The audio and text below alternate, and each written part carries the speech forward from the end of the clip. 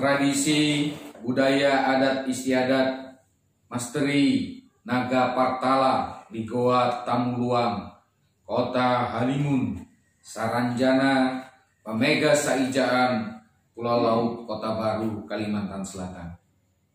Bismillahirrahmanirrahim. Assalamualaikum warahmatullahi wabarakatuh. Salam sejahtera untuk kita semua. Alhamdulillahirabbil alamin. Segala puji bagi Allah Subhanahu wa taala yang telah memberikan karunia, nikmat kesehatan, kekuatan, inayah serta maghfirahnya. Allah Maha Besar, Dialah Sang Khalik kita. Kita ini adalah hamba yang lemah dan makhluk dhaif yang banyak berbuat aniaya dan menjolimi diri sendiri dengan dosa yang secara tidak sadar terus bertambah dan menggunung. Hanya dengan mengharap pengampunan, hidayah, bimbingan, serta ridhanya jualah kita akan meniti hidup ini dengan baik dan benar, sesuai dengan tuntutan, baik di dunia maupun di akhirat kelak. Salawat dan salam untuk Rasulullah Sallallahu Alaihi Wasallam, Muhammad Sallallahu Alaihi Wasallam, yang menunjukkan dan menuntun kita menjalani roda waktu dengan garisan benang merah melalui sabda-sabda beliau, sehingga benar adanya hari akhirat dan pembalasan itu. Juga kita ikuti jejak beliau dengan seksama, karena beliaulah sebagai pemberi suri tauladan terbaik untuk umat di dunia semua ini. Hadirin, Bapak, Ibu, saudari sekalian yang kami hormati, kami banggakan dan kami muliakan. Dalam upaya melestarikan, memberdayakan dan memudayakan budaya asli daerah, kami terus menyampaikan budaya asli daerah Kabupaten Kota Baru dalam bentuk cerita monolog ini, guna menginformasikan kepada kita semua, terutama anak cucu dan generasi kita, agar mengerti dan memahami hasanah budaya asli daerahnya. Semoga kegiatan ini bermanfaat dan terus diikuti tahapan episode-episodenya, yang mana saat ini kita akan menginformasikan tentang sebuah legenda, tradisi budaya adat istiadat, misteri di Goa Tamuluang dan penghuni gaibnya yang ada di Kecamatan Kelumpang Hulu, Kota Halimun, Saranjana, Pamega Saijaan, Pulau Laut, Kota Baru. Goa Tamuluang ini terletak di Kabupaten Kota Baru, Desa Bangkalaan Dayak, Kalimantan Selatan. Goa yang belum banyak dikenal ini menawarkan keindahan alam. Goa lewat sarang burung, aliran sungai, stalaktit dan stalagmitnya. Goa ini merupakan salah satu budaya wisata yang eksotik karena adanya sarang burung walet di dalamnya. Dengan demikian, sudah banyak wisatawan dan para turis yang datang langsung melihat sarang burung walet, melewati sungai besar dan terpesona dengan kecantikan, keelokan dan keindahan goa ini. Jika dilihat dari luar, Goa Tamuluang nampak tidak menarik. Mulut guanya banyak penuh semak belukar. Untuk mencapainya juga harus melewati jalan setapak. Itulah sebabnya goa di dekat Desa Bangkalaan Dayak ini, Kecamatan Kelumpang Hulu, Kota Halimun, Saranjana, Pamega Saijaan, Pulau Laut, Kota Baru ini belum menjadi budaya wisata yang dikenal baik. Namun kesan tadi akan berubah begitu wisatawan atau para turis menyusuri goa tersebut. Di dalam goa terdapat aliran sungai. Di lorongnya banyak terlihat gelap dan gelap sekali. Menurut warga, panjang lorong Goa Tamuluang itu mencapai 4 km. 3 km diantaranya berupa alur sungai selebar sekitar 6 meter dengan kedalaman sekitar 3 meter. Untuk menyusuri goa, wisatawan atau para turis perlu jukung ketinting, yakni perahu motor tempel. Perahu tersebut digunakan karena di kawasan tersebut terdapat aliran sungai Kapuis. Aliran sungai Kapuis ini merupakan anak sungai Bangkalaan yang muaranya sampai ke Teluk Kelumpang. Goa Temuluang sangat gelap, gemercik air yang jatuh dari stalaktit dan kawanan burung layang-layang yang berterbangan keluar masuk goa memecahkan kesunyian dan kegelapan. Oleh karena itu, lampu senter atau headlamp menjadi kelengkapan yang mutlak diperlukan untuk masuk ke dalam goa ini. Dengan lampu senter, wisatawan atau para turis akan melihat ribuan sarang walet pada langit-langit goa ini. Keberadaan sarang burung inilah yang menyebabkan goa ini dijaga sepanjang hari. Hal yang menakjubkan adalah di dalam goa ini ada 4 lubang berbagai bentuk yang menjadi tempat keluar dan masuknya burung walet. Lubang-lubang itulah yang menjadi tempat masuknya cahaya matahari ke dalam goa itu. Berkas-berkas bias sinar sang matahari memperlihatkan barisan indah daripada stalaktit dan stalagmitnya. Sampai sekarang, Goa Temuluang dikenal sebagai penghasil sarang walet terbesar di Provinsi Kalimantan Selatan. Itulah sebabnya tidak sembarang orang dapat masuk ke dalam goa tersebut. Untuk bisa masuk, wisatawan atau para turis harus minta izin terlebih dahulu kepada pemuka desa Bangkalaan Dayak. Hal ini penting karena goa itu dijaga oleh masyarakat setempat. Selain itu, wisatawan atau para turis juga harus minta izin polisi yang ditugaskan di sana. Polisi yang ditugaskan di sana adalah untuk mencegah konflik terkait dengan keberadaan sarang burung walet di goa tersebut. Hadirin yang kami hormati dan kami muliakan, berikut ini adalah cerita atau legenda Naga Partala yang ada di Goa Temulawang, Kabupaten Kota Halimun, Saranjana, Bamega, Pulau Laut Saijaan. Inilah alur ceritanya. Sudah beberapa hari Buntar cemas dan gelisah. Hatinya gundah.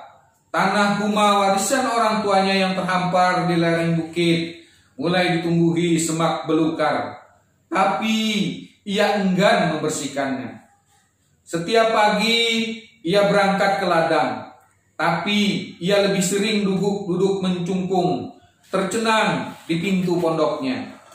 Matanya kosong memandang dengan hampanya. Tak ada semangat untuk bekerja. Seolah apapun yang dia kerjakan akan sia-sia. Lengkingan dan teriakan monyet-monyet yang bergelantungan, berkelahi, berkejaran dan saling bercakaran di pohonan tidak menarik perhatiannya. Beberapa hari lagi kekasih yang dicintainya akan dikorbankan dalam upacara adat istiadat. Dipotong lehernya, dipersembahkan kepada penunggu Goa Temuluang, yaitu Datuk Naga Partala. Itu adalah keputusan musyawarah yang dihadiri seluruh tetua adat dan masyarakat dusun Bangkalaan Dayak. Setiap tahun seorang gadis perawan akan dibawa ke Goa Temuluang, goa keramat yang menyimpan cahaya dewa. Ketua adat akan memotong leher gadis perawan tersebut dengan mandau. Setelah putus, tubuh dan kepalanya itu dilemparkan ke dalam goa dan cahaya dewa terus akan menyala seperti cahaya sepasang mata merah yang menyala. Konon cahaya itu berasal dari mata dewa yang dijaga oleh Datu Naga Partala. Cahaya itu tanda persembahan telah diterima dan selama setahun masyarakat dusun akan terhindar dari segala mara bahaya. Aku ikhlas dipilih sebagai korban. Tapi bagaimana dengan Kakanda? Tanya gadis perawan itu dengan suara pilu. Wajahnya sendu. Dia bernama Mantir. Sesuai musyawarah adat itu, malam harinya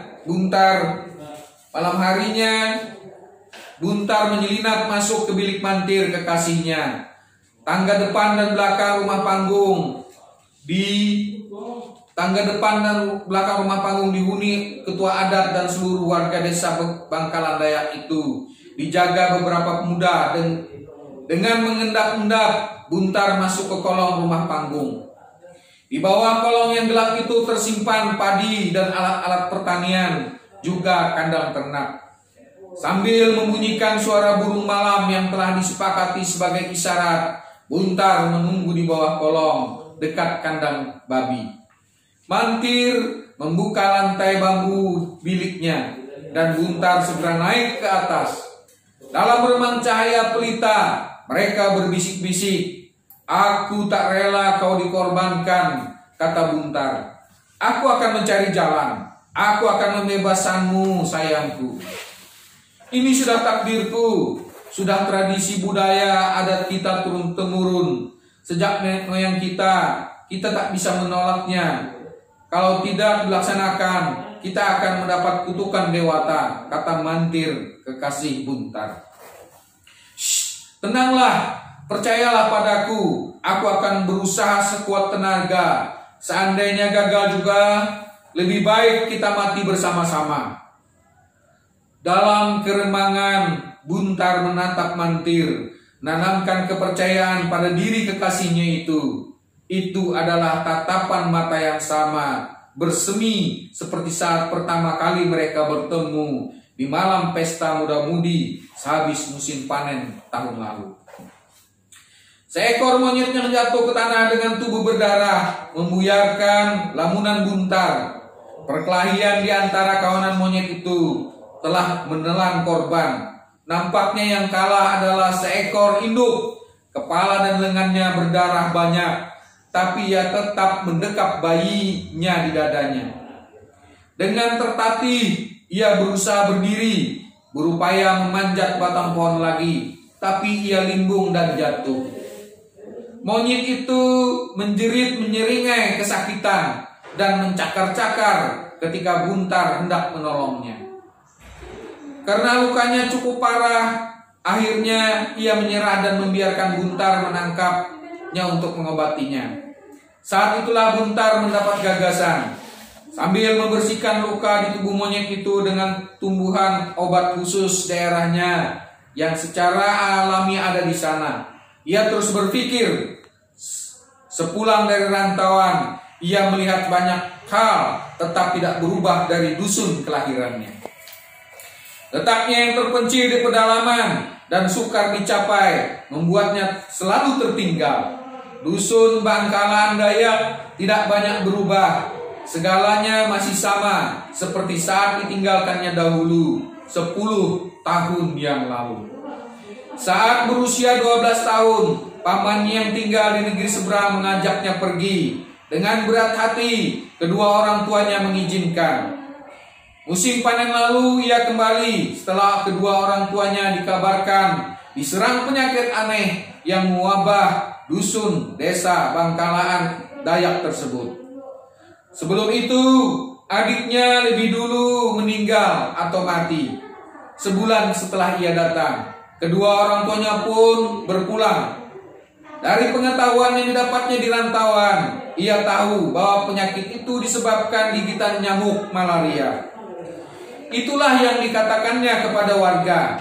Tapi ketua adat dan warga menyangkalnya. Mereka mengatakan itu akibat kutukan karena masyarakat sangat lalai mempersembahkan korban jiwa gadis perawan. Buntar tersenyum. Ia punya rencana. Ia tahu mustahil mengubah tradisi adat istiadat yang dianut masyarakat Bangkalan Dayak tersebut dalam waktu singkat. Ia harus menyusun siasat.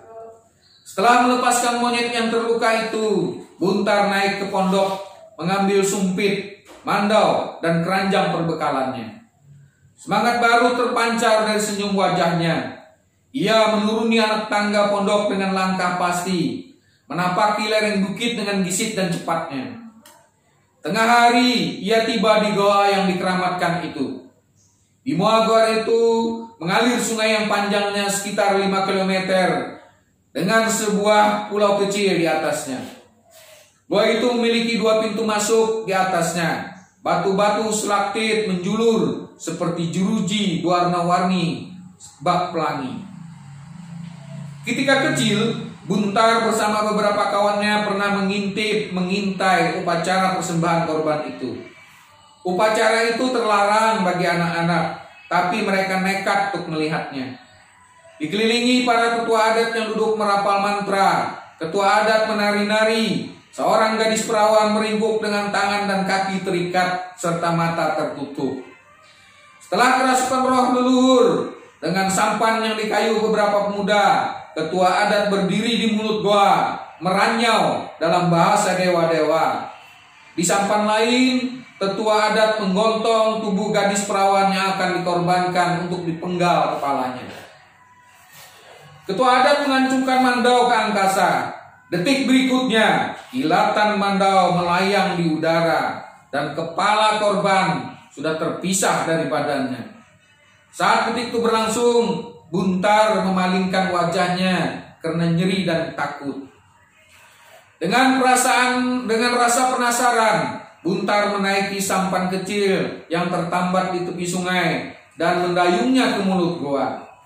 Dinding goa itu licin sekali, lebarnya sekitar 15 meter, tingginya kurang lebih 10 meter. Dindingnya percampuran antara batu ampar, batu granit, batu kapur warna merah, tembaga, kuning dan putih. Buntar memberanikan diri masuk ke dalam. Ia terperanjat. Wah, saat ribuan kelelawar berterbangan ke arahnya menuju mulut goa. Mungkin kelelawar itu terkejut dengan kehadirannya. Beberapa meter dalam goa ia terpana. Seberkas cahaya menyilaukan datang dari atas goa yang penuh keramat tersebut. Dalam kegelapan, cahaya itu terang sekali, menyorot ke dinding goa dan memantulkan laksana cermin. Di kejauhan, cahayanya merah menyala bagai mata seekor naga raksasa yang besarnya sebesar batok kelapa. Siang hari sebelum upacara, Mantir menangis terseduh-seduh dan sangat menyesali dirinya. Air matanya membasahi pipinya. Hatinya kian duka dan sedih sebab sudah beberapa hari Buntar sang kekasih tak nampak. Setelah pertemuan mereka yang terakhir, Buntar menghilang. Di kamar, tetua adat perempuan membedaki wajah Mantir, menghiasnya dan mengenakan pakaian adat, seakan ia pengantin yang akan dipersandingkan. Di ruangan tengah rumah panggung itu, masyarakat dan tetua adat berkumpul, selamatan tolak bala. Mereka memohon kepada dewa-dewa agar upacara berjalan tanpa rintangan. Setelah semuanya siap, ketua adat memimpin warga berangkat ke tempat upacara melalui jalan setapak di hutan dan menyusuri pinggir sungai. Iring-iringan itu tiba di depan goa Temuluang. Tubuh Mantir yang lemah mulai diturunkan dari usungan. Ketika beberapa pemuda tengah menyiapkan sampan untuk menyeberang, tiba-tiba terdengar suara aneh dan menggelegar. Hai manusia, aku ingin persembahan korban untukku kali ini diganti. Orang-orang terkejut dan menoleh ke asal suara di mulut goa itu. Suara itu amat berat dan seram sekali, mengerikan, menggetarkan hati dan membuat bulu kuduk berdiri. Siapa itu? Ketua adat memberanikan diri bertanya sambil menghunus mandau dan tombaknya. Waspada dan kesiapsiagaan diikuti oleh para pemuda yang mengiringinya. Aku, Datu Naga Partala, penunggu goa, penerima persembahan dari kalian. Aku bosan dengan darah gadis perawan. Aku ingin darah hewan. Darah hewan? Tanya pemuka adat menghalangi ketua adat dan beberapa pemuda dengan tombak dan mandau di tangannya, bermaksud menaiki sampan menuju goa. Ya, sajikan saja darah ayam, kambing atau kerbau sebagai ganti darah gadis perawan tersebut. Sajikan seperti ini selamanya. Masak dagingnya untuk pesta warga semuanya. Bagi yang tidak memenuhinya atau tidak mematuhinya, akan aku kutuk dan kuturunkan bala selamanya. Bersamaan dengan itu, ribuan ekor kelelawar tiba-tiba berterbangan, berhamburan keluar dari sarangnya di dalam goa. Suaranya memekakkan telinga. Mereka memenuhi angkasa langit yang menjadi gelap gulita. Orang-orang panik, ketakutan, lari tunggang langgang menuju pintu goa tersebut. Semua orang pergi, buntar keluar dari dalam goa sambil tersenyum. Tangannya memainkan ketapel. Benda kecil itulah yang tadi membangunkan ribuan kelelawar dari tidurnya. Dari liang lain di atas goa itu, ia ketapel sarang daripada kelelawar tersebut. Hewan-hewan malam itu pun terkejut dan terbang berhamburan, seakan kesetanan atau memang diusik oleh naga Partala. Ia yakin usahanya mengubah tradisi, kepercayaan, dan adat istiadat masyarakat di dusunnya lambat laun akan berhasil. Sambil melangkah pulang, ia membayangkan senyum manis mantir sang kekasih yang telah bebas dari belenggu tradisi adat yang akan menyengsarakan dan berakibat kematian bagi kekasihnya itu. Sekarang ini kondisi masyarakat suku Dayak di Desa Bangkalaan Dayak, Kecamatan Kelumpang Hulu, Kota Halimun, Saranjana, Bamega, Saijaan, Pulau Laut, Kabupaten Kota Baru, Kalimantan Selatan, biasanya melaksanakan pesta adat pemujaan Tamuluang. Pesta adat ini merupakan tradisi tahunan sebagai ungkapan rasa syukur atas hasil panen sarang burung walet. Di goa Tamuluang yang ada di desa tersebut, umumnya mereka melakukan hal tersebut dengan cara ritual yang dipimpin oleh tokoh adat yang disebut dengan balian, yang bertujuan memuji dan memohon doa. Masa sekarang ini ritual dilakukan dengan memutari lagatan atau rangkaian janur tempat sesajen dengan gerakan khas bat tandik sambil membaca mamang atau mantra dengan hanya menyembelih ayam, kambing atau kerbau saja. Sementara itu, bagi penganut yang beragama Islam, biasanya saat musim panen walet tiba, kebanyakan mereka membaca doa selamat dipimpin oleh tokoh agama setempat. Selanjutnya menikmati hidangan wadeh 41 macam ala Kota Halimun, Saranjana, Bamega, Saijaan, Pulau Laut, Kota Baru, Kalimantan Selatan. Bahkan zakat harta hasil panen walet juga menjadi kebiasaan baik untuk dibagikan kepada yang berhak menerimanya. Akhirnya kita semua berdoa semoga Goa Tamuluang menjadi salah satu penghasil komoditi ekonomi yang baik bagi Kota Baru, dengan rasa persatuan dan persaudaraan yang erat demi kemajuan, kesejahteraan, dan kemakmuran masyarakat Kabupaten Kota Baru. Amin. Demikian legenda atau cerita rakyat di atas adalah salah satu legenda yang tersohor di Kota Halimun, Saranjana, Bamega, Saijaan, Pulau Laut, Kota Baru, Kalimantan Selatan, yang berjudul Tradisi Budaya Adat Istiadat Masteri Naga Partala Penghuni Goa Tamuluang, Kota Halimun, Saranjana, Bamega, Saijaan, Pulau Laut, Kota Baru, yang disusun oleh tim yaitu terdiri dari M. Sulaiman Najam, dilahirkan di Pulau Lontar, Kecamatan Pulau Laut Barat, Kabupaten Kota Baru, tanggal 1 Agustus 1935. 2. M. Sukri Monas adalah pencipta lagu daerah Banjar yang terkenal Lagu Halim dilahirkan di Kabupaten Kota Baru pada tanggal 4 Juni 1949. Yang ketiga, Eko Suryadi WS dilahirkan di Kabupaten Kota Baru pada tanggal 12 April pada tahun 1959. Sebagai sumber utama informasi yang kami sandur dan kami bacakan ini. Akhirnya kami mengaturkan terima kasih kepada semua pihak yang berpartisipasi dan mendukung kegiatan pelestarian, pemberdayaan, serta pembudayaan budaya asli daerah Kota Halimun, Saranjana, Bamega, Saijan, Pulau Laut Kota Baru, Kalimantan Selatan ini.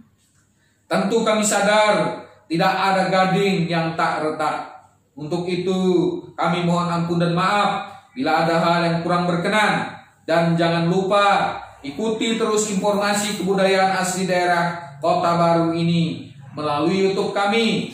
Dan jangan lupa subscribe. Semoga bermanfaat. Dan kami akhiri untuk info hari ini dengan mengucapkan billahi taufiq wal hidayah. Assalamualaikum warahmatullahi wabarakatuh. Saudara, ini adalah gambaran Goa Temuluang. Gambaran Goa Temuluang ini gambaran dari luar. Banyak semak belukar untuk masuk ke dalam. Nah, kemudian Bapak Ibu sekalian, ini sudah kondisi di dalam Temuluang. Ada stalaktit dan stalagmit, kemudian banyak atau ribuan kelelawar. Di samping itu juga banyak walet yang menghasilkan nilai ekonomis, menjadi komoditi yang bernilai tinggi. Jadi ini penghasil walet terbesar di Kalimantan Selatan. Untuk menuju sana, ini ada gambaran menggunakan tinting atau perahu motor. Sampai di sana, panjangnya sekitar 4 km, lebarnya 3 meter, dengan kedalaman sungai 3 meter. Arusnya sangat deras, batu-batuan di sisi kiri dan sisi kanan sangat licin sekali. Terima kasih, semoga bermanfaat. Assalamualaikum warahmatullahi wabarakatuh.